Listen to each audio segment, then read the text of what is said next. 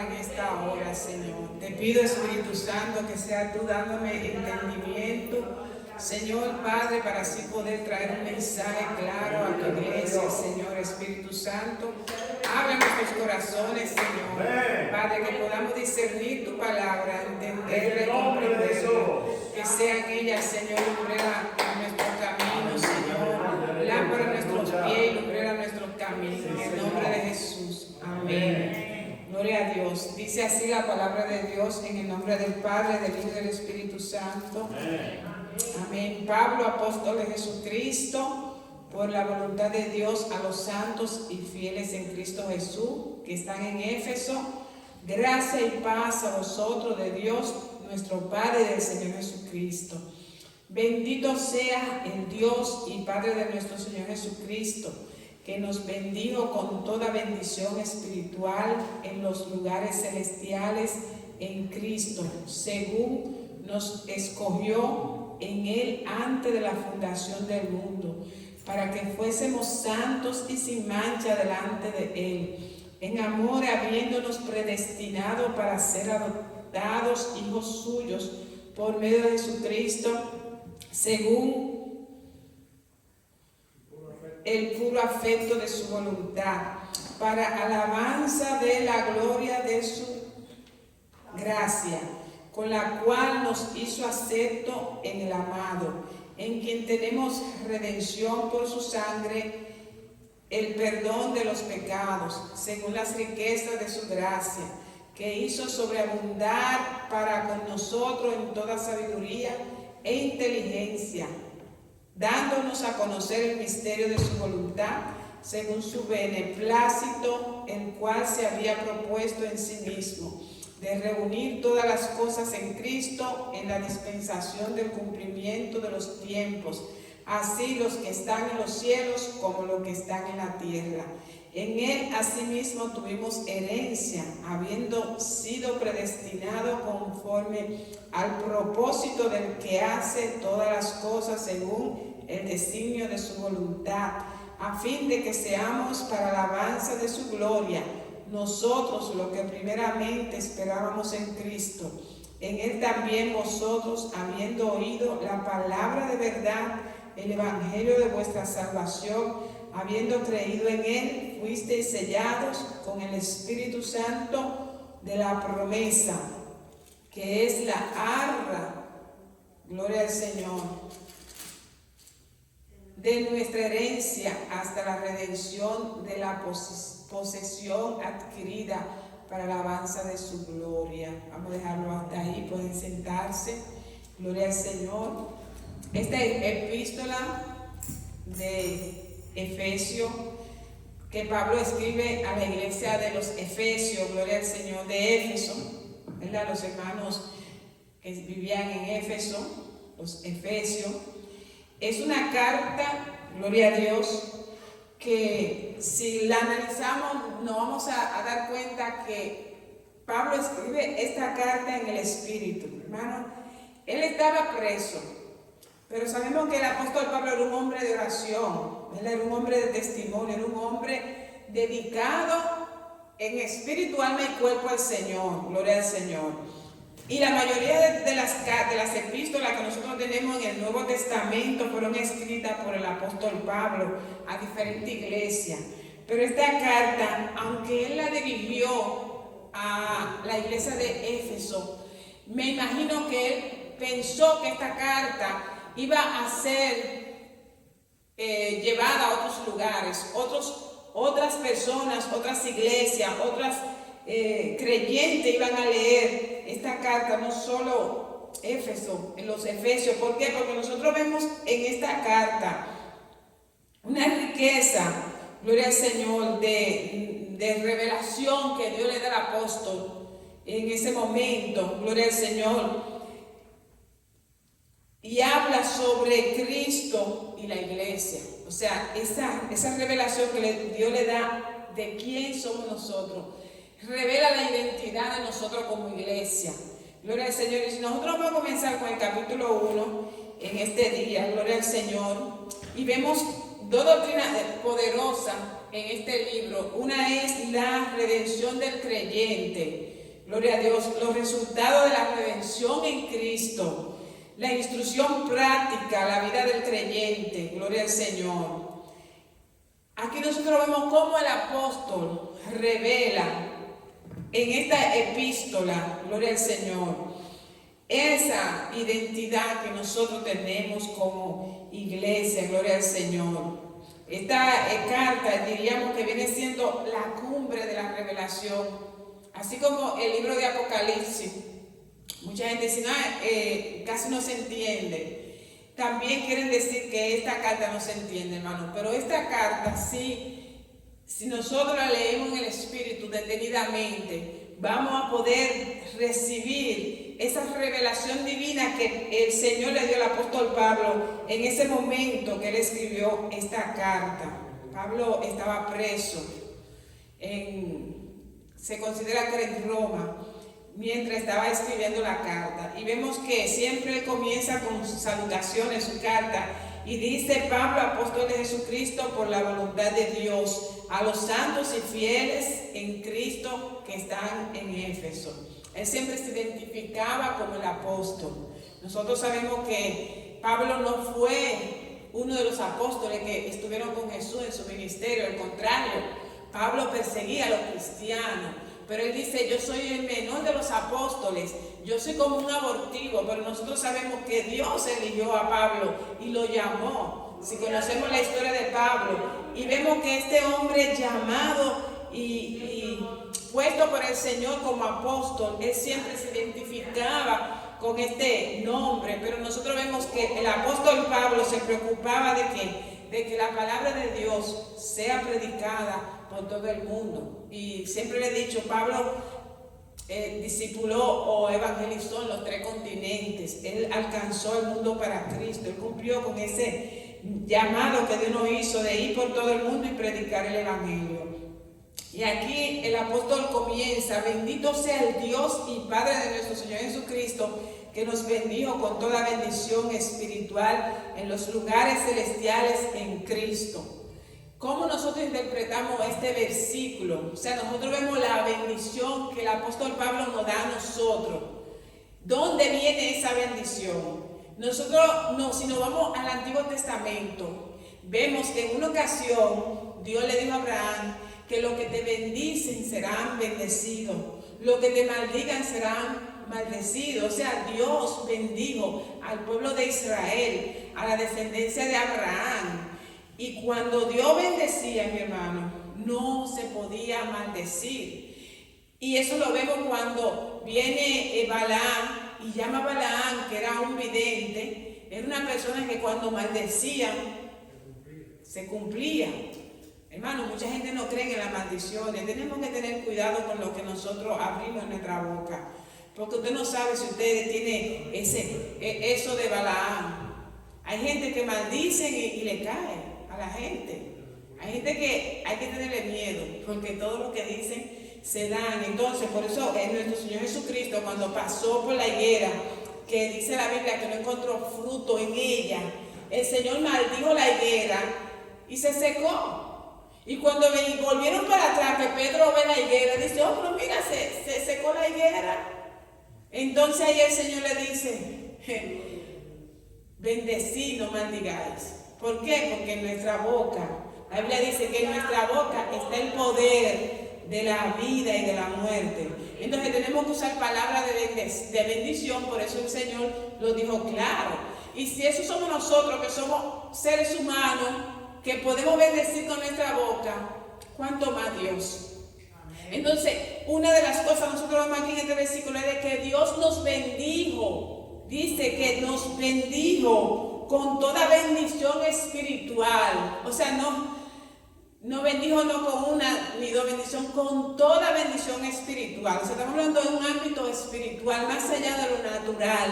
Nosotros tenemos una bendición que no se puede maldecirnos como cristianos que somos. Por eso vemos que la brujería, la hechicería no nos cae a nosotros, hermano.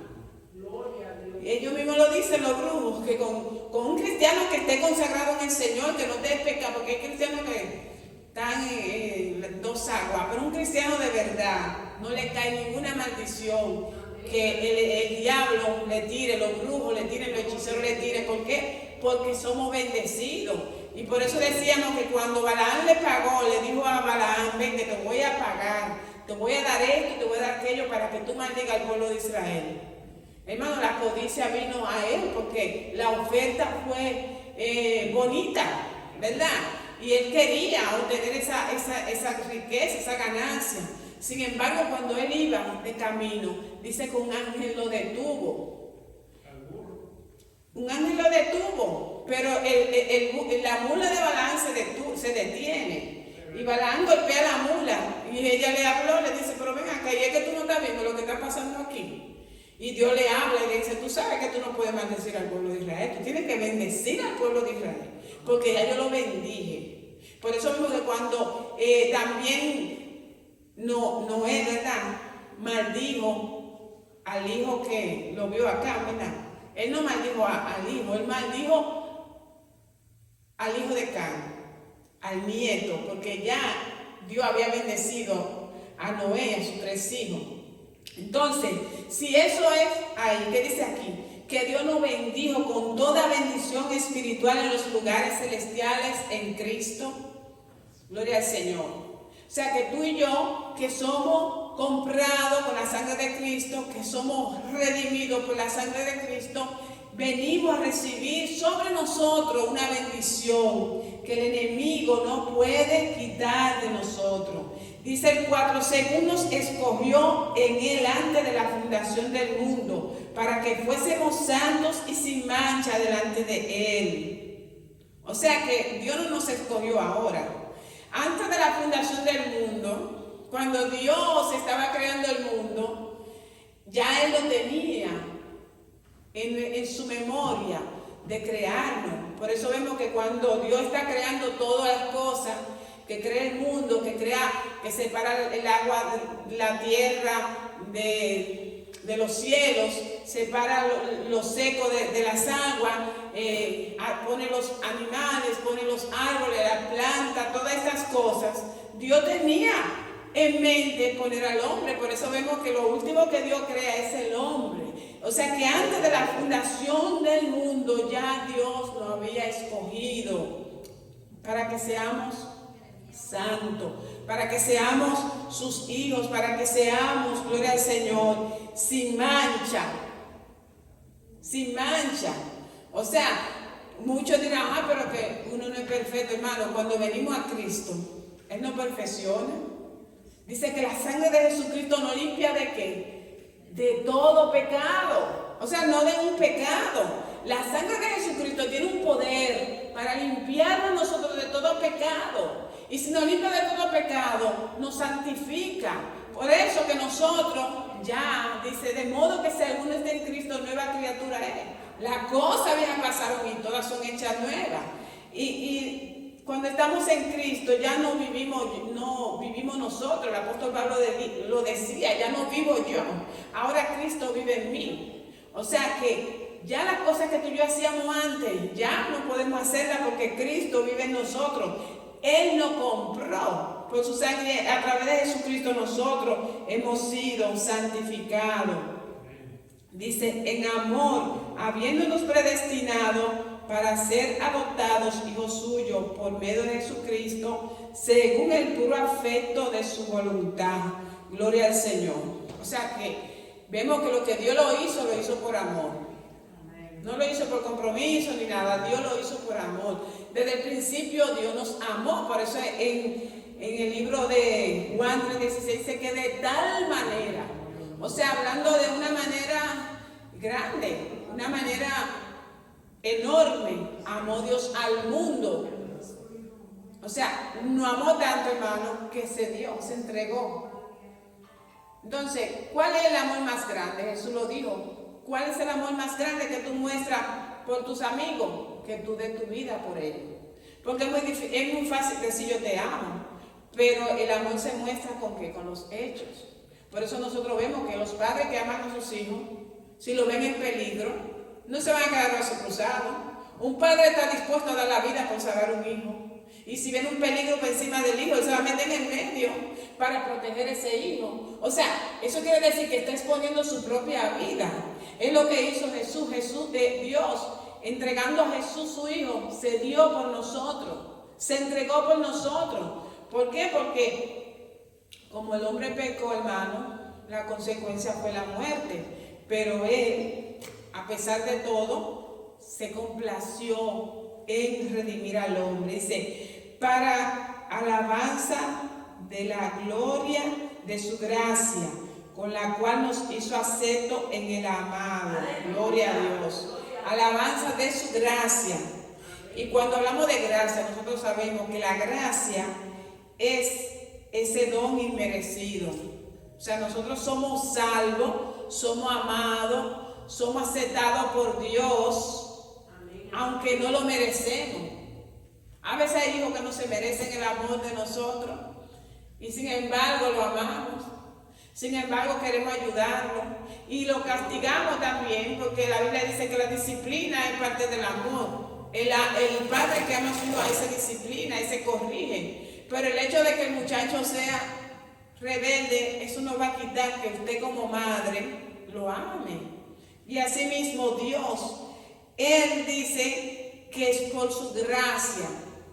O sea, ese amor inmerecido que no merecemos, porque somos rebeldes, hermanos, somos rebeldes con Dios, somos desobedientes. Nosotros como el pueblo de Israel, como le decía a Dios, a esto para que viva, a esto, y el pueblo volví y pecaba, pero dice la Biblia 7 veces que es justo, Jehová lo levanta, ¿verdad?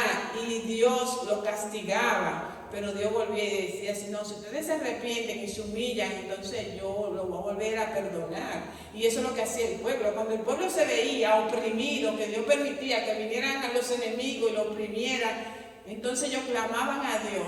¿Y qué hacía? ¿Le daba la espalda? No. Él volvía a su pueblo amado y lo rescataba. Entonces nosotros también somos parte de ese pueblo. Y si nosotros seguimos leyendo en Efesios, vamos a ver un versículo que dice que Dios quitó la barrera que había divisora entre nosotros y de los dos pueblos que son los gentiles y el pueblo de Israel hizo un solo a través de Jesucristo. O sea que nosotros somos parte de ese pueblo. Dice que somos pueblo escogido, nación santa, pueblo adquirido por Dios, nación santa, real sacerdocio. Así nos ve Dios. Entonces, si la palabra de Dios le revela al apóstol Pablo de cómo Él nos ve a nosotros, hermano. Nosotros tenemos que tener nuestra cabeza en alto, entendiendo de quién nosotros somos, cuál es la identidad de nosotros como iglesia. Gloria al Señor. El valor de nosotros no consiste en las cosas materiales de este mundo. Aunque usted no tenga dinero, porque hay un corito que cantaba mucho, ay, cualquiera que me vea así dice que soy pobrecita, pero mentira del diablo, que en el cielo yo soy rica. Muchos dicen, bueno, yo quizá no tenga nada en este mundo, como es una alabanza, aunque en este mundo no tenga riqueza, pero yo sé que allá en el cielo yo tengo una mansión. Yo sé que allá en el cielo yo soy rica. Gloria al Señor. Y así es que nosotros tenemos que sentirnos. Hay mucha gente que anda por ahí que quizá no, pero si yo tengo un padre que es rico, Él no está aquí, aunque yo esté así, yo sé que Él va a venir por mí y yo voy a heredar eso. Entonces, aunque quizá usted no tenga lo que Dios le ha prometido, pero usted sabe que usted es un heredero de las grandiosas cosas que Dios tiene para los que le aman. Gloria al Señor. Dice también el 7, en quien tenemos redención por su sangre, el perdón de los pecados, según la riqueza de su gracia. Santo, tenemos redención. ¿Qué es redención? ¿Qué es redención? ¿Qué me puede decir qué es redención? Cuando Él redime, te cambió, te hizo eso, hacer su hijo, te perdonó. Aleluya. Redención, hermano. Cuando se usaba en el tiempo de la esclavitud, que una persona compraba, era esclava, ¿verdad? Y venía ese amo y ponía a esos esclavos en venta. Cuando alguien venía y pagaba el precio de ese esclavo, lo estaba redimiendo. Entonces compraba el esclavo, muchas veces le daban su libertad. Es una manera de redimir. Cuando usted podía, y muchos esclavos también podían comprar su redención, pagar el precio por redimirse, ¿verdad? Y a veces le he puesto ejemplo de redimir. Por ejemplo, usted va a la compraventa, lleva su reloj de oro y usted lo empeña por 500,000 pesos. Y cuando usted consigue esos 500,000 pesos, usted va a la compraventa y redime su reloj. Eso usted pagó el precio que le habían dado por él. Entonces Dios nos redimió a cada uno de nosotros. Porque cuando el hombre peca, inmediatamente cae de la gracia de Dios. Inmediatamente el pecado trae como consecuencia la muerte. Somos esclavos del pecado, somos esclavos de la muerte. Pero en Cristo, dice, en quien tenemos redención por su sangre.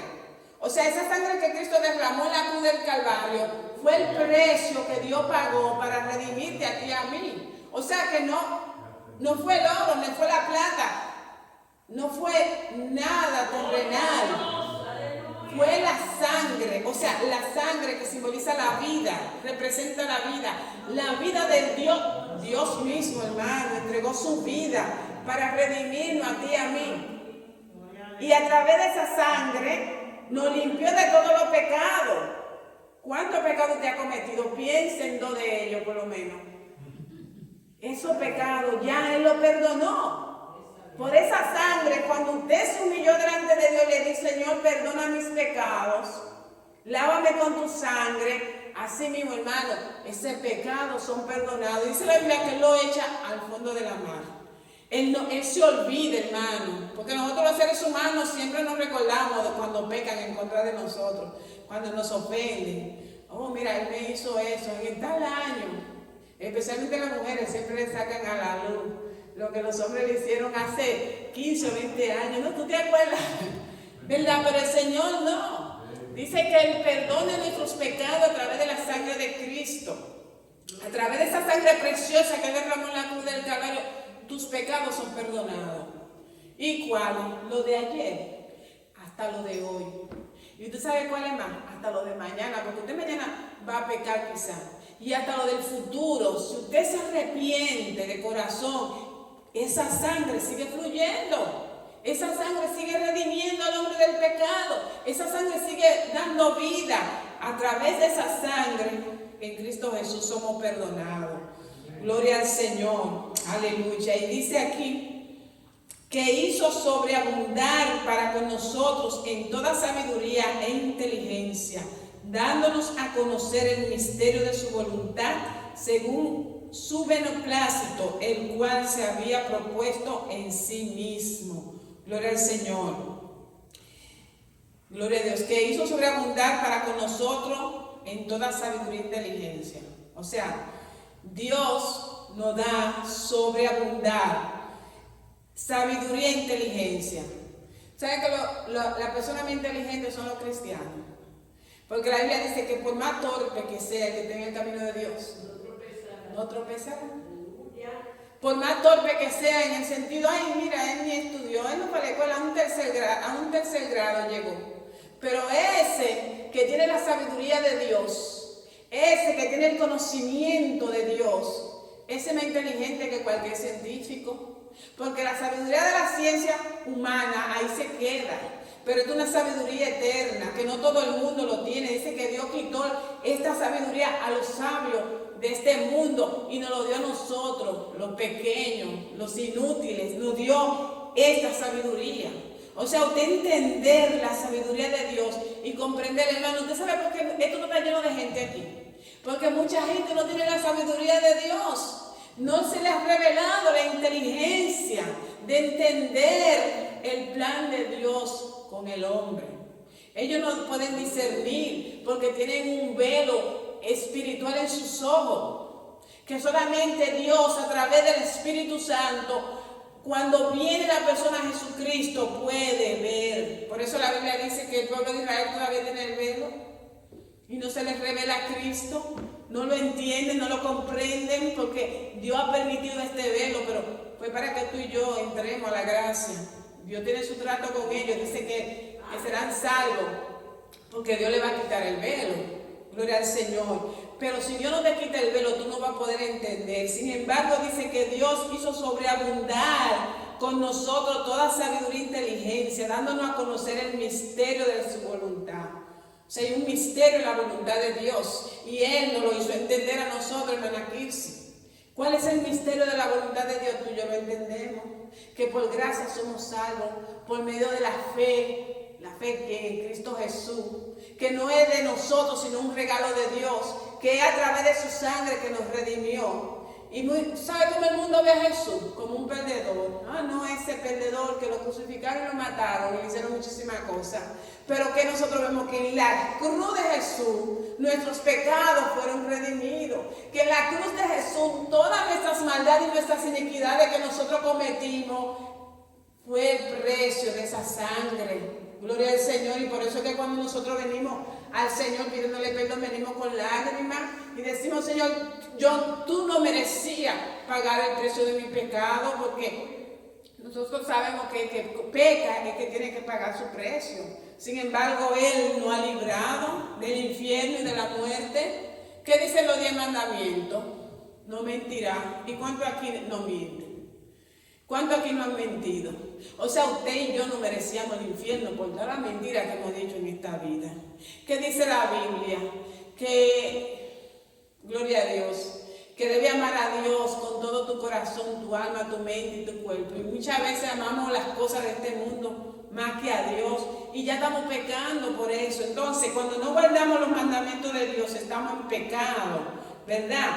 Pero qué bueno que el Señor nos hizo entender con la sabiduría que Él nos ha dado, que sobreabunda el misterio de su voluntad, gloria al Señor, según su beneplácito. O sea, Él le plació, el cual se había propuesto en sí mismo, de reunir todas las cosas en Cristo, en la dispensación del cumplimiento de los tiempos, así que están en los cielos como la que están en la tierra. Gloria al Señor. Todas las cosas que están en los cielos, todas las cosas que están en la tierra, gloria al Señor, tiene un cumplimiento.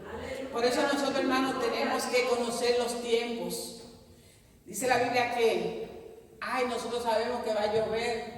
Oh, mire, el cielo está nublado, va a llover.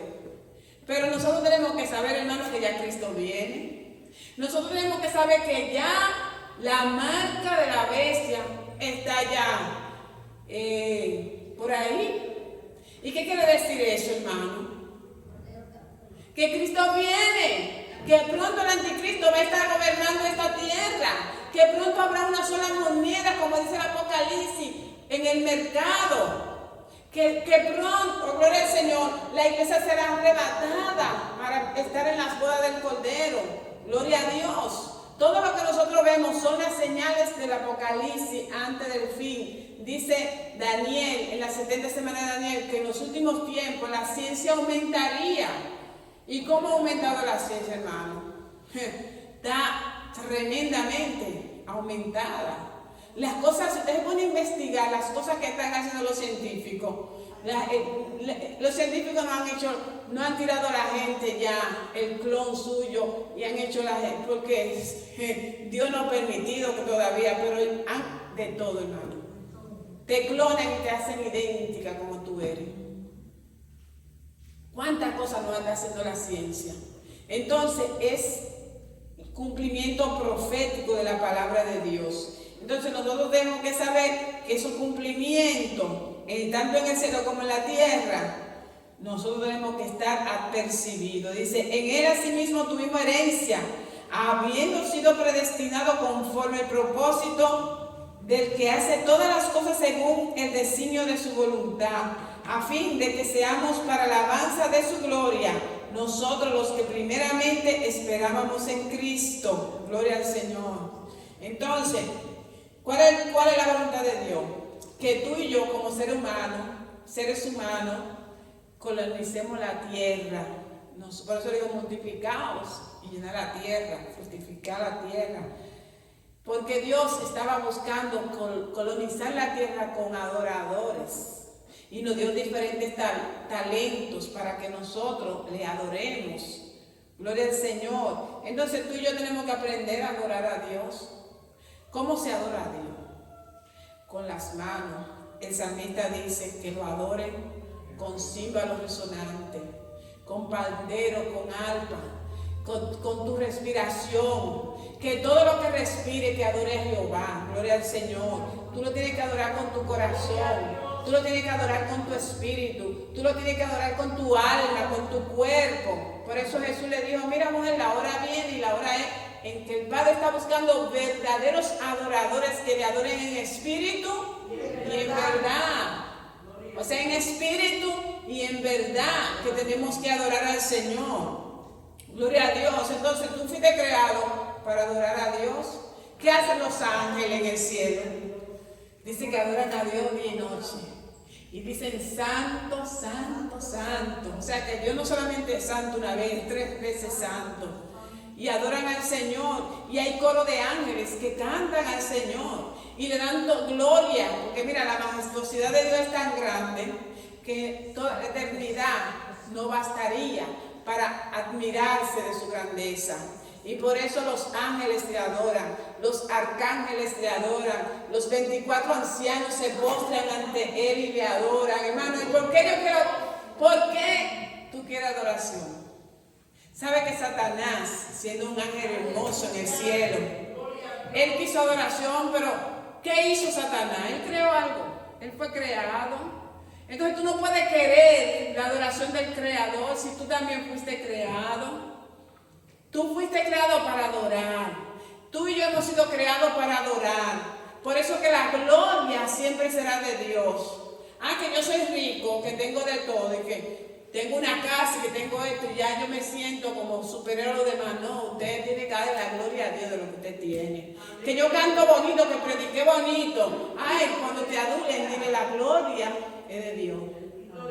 La gloria de Dios. Mira qué bien tú lo haces. La gloria es de Dios. Y desde niña yo siempre aprendí que se diga la gloria de Dios. Porque muchas veces sube nuestro ego. Las cosas que hacemos. Si Dios te dio un don, si Dios te usa bien en un don, si Dios se glorificó a través de ti, no te tome la gloria, porque la gloria es de Dios. Porque eso no viene de ti, ni tú tienes la autoridad, ni el poder, ni nada. Dios te lo dio para bendecir la iglesia. Así que la gloria será siempre de Él. En Él asimismo tuvimos herencia, habiendo sido predestinado conforme al propósito del que hace todas las cosas, según el designio de su voluntad, a fin de que seamos para la alabanza de su gloria, nosotros lo que primeramente esperábamos en Cristo. La herencia. Hermano, ¿qué es la herencia? La herencia es lo que un padre le da a los hijos. Todo lo que un padre tiene, por herencia le pertenece a sus hijos por ley. Entonces, todo lo que Dios tiene, nos ha hecho partícipe de nosotros heredar. Dice que con Cristo seremos coherederos. No vamos a heredar simplemente una parte, no, coherederos juntamente con Cristo. ¿De qué? De todas las cosas, dice la Biblia. O sea que usted y yo somos más que ricos. Usted y yo tenemos una riqueza espiritual, celestial, que no es de esta tierra. Somos herederos del cielo, de la tierra. Dice que los mansos heredarán la tierra. Pero no solamente vamos a heredar la tierra, vamos a heredar el cielo. Porque hay una patria celestial. Jesús dice, yo me voy a preparar morada para que donde yo esté, ustedes también están. Porque en la casa de mi Padre muchas moradas hay. Si no fuera así, no lo hubiese dicho. Entonces, hermano, no nos peguemos a las cosas terrenales de esta tierra. Es verdad que las cosas de esta tierra son necesarias para nosotros tener una vida digna. Por eso Dios creó todas las cosas para el hombre. Suplió toda la necesidad del hombre antes de crear al hombre. Y nosotros tenemos que pedirle a Dios estas cosas, pero más pídale las cosas espirituales. Por eso Jesús le dijo a sus discípulos cuando fueron y le dijeron, ay Señor, mire, echamos fuera los demonios. ¿Qué le dijo Jesús? No se maravillen de eso, más gócense de que su nombre se encuentre en el libro de la vida. allí en el cielo, que cuando se va a pasar lista, hermano, porque la Biblia dice que el que no se vio inscrito en el libro de la vida fue lanzado ¿a dónde? Al lago de fuego. Pero tú y yo estamos inscritos en el libro de la vida, porque tú y yo hemos aceptado a Jesucristo. Y todos los que han aceptado a Jesucristo están inscritos en el libro de la vida, porque a través de Cristo Él nos hizo acento en el amado. A través de su Hijo Jesucristo Él nos hizo acento en el amado, gloria al Señor. Y dice que es, dice el 13, en Él también vosotros, habiendo oído la palabra de verdad, el evangelio de vuestra salvación, y habiendo creído en Él, fuiste sellado con el Espíritu Santo de la promesa. Gloria al Señor. Gloria al Señor. Tú y yo hemos oído la palabra de verdad. Porque mucha gente cree que la Biblia es algo insignificante. Y lo que ellos no saben es que la Biblia es la palabra de Dios. Y si es la palabra de Dios, es la palabra de verdad. Entonces muchos andan buscando la verdad. Por ahí dicen, no, que no hay verdad absoluta. La verdad, Jesús lo dijo, yo soy el camino, yo soy la verdad, yo soy la vida. Y nosotros hemos recibido a través de este evangelio la palabra de verdad. Pero ¿qué pasa? Que la palabra de verdad nos salva. Somos salvos por esta palabra, recibimos la salvación porque estamos en el camino correcto, que es en Jesucristo. Dice que fuimos vuestra salvación, y habiendo crecido en Él, fuiste sellado por el Espíritu Santo. Gloria al Señor. Cuando los animales en el campo, ¿verdad? La gente tiene vaca, caballo, ¿qué le ponen? Con un hierro caliente. Le estampan un sello, ¿verdad? Con la inicial del nombre, para decir ese caballo es pertenencia de tal persona, ¿verdad? Y aunque se mezclen ahí, hay un sello que lo identifica como propiedad de esa persona. El rey también usaba un sello para identificar la autenticidad de algo. Y asimismo el Espíritu Santo te ha sellado a ti y a mí. Dice que somos sellados por el Espíritu Santo, sellados con la promesa del Espíritu Santo. Cuando nosotros venimos a Jesucristo, todos somos sellados. Y en el mundo espiritual, ¿sabes cómo que el diablo no ve? No ve como propiedad de Dios, no ve el sello del Espíritu Santo en nuestra vida. La gente que tiene ese don de ver en el mundo espiritual, porque hay mucha gente que tiene esos dones, ellos ven cuando tú eres cristiano. Ellos identifican que tú eres cristiano. Los demonios saben cuando la persona es cristiana. Entonces, porque hemos sido sellados con el Espíritu Santo. Y ese Espíritu Santo, hermano, nosotros tenemos que cuidarlo. Porque saben que se entristece cuando pecamos. Dice, y no contriste el Espíritu Santo de Dios, con el cual fuiste sellado para la salvación. Entonces ya tú eres sellado por el Espíritu Santo. Pero cuando tú pecas, el Espíritu Santo se contrista. Cuando en la iglesia hay pecado, cuando en la iglesia hay chisme, cuando en la iglesia hay división, desamor, cuando hay alguien que está cometiendo pecado y está usando el altar, el Espíritu Santo se contrista y se siente. Usted siente cuando el Espíritu Santo no fluye porque está triste. Entonces no contristemos el Espíritu Santo de Dios, con el cual fuimos sellados para la salvación. Mantengámonos nuestra fe, nuestra rectitud en el Señor, gloria a Dios. Y dice, el espíritu de sabiduría y revelación lo vamos a dejar aquí en este punto. Por esta causa también yo, habiendo oído de vuestra fe en el Señor Jesús y de vuestro amor para con todos los santos, no ceso de dar gracia por vosotros, haciendo memoria de vosotros en mis oraciones, para que el Dios de nuestro Señor Jesucristo, el Padre de gloria, os dé espíritu de sabiduría, de revelación en el conocimiento de Él. O sea, Él no está pidiendo, le está pidiendo al Espíritu, a Dios, de que nos dé espíritu de sabiduría y de revelación. No es de que Dios le va a una revelación, como dicen muchos, pero ahí me bajó un rema y comienzan a dar revelación y código que no están dentro de la Biblia. La revelación ya está dada. Pero el Espíritu Santo nos va a dar la interpretación y la revelación de lo que Dios quiere decir. en su palabra.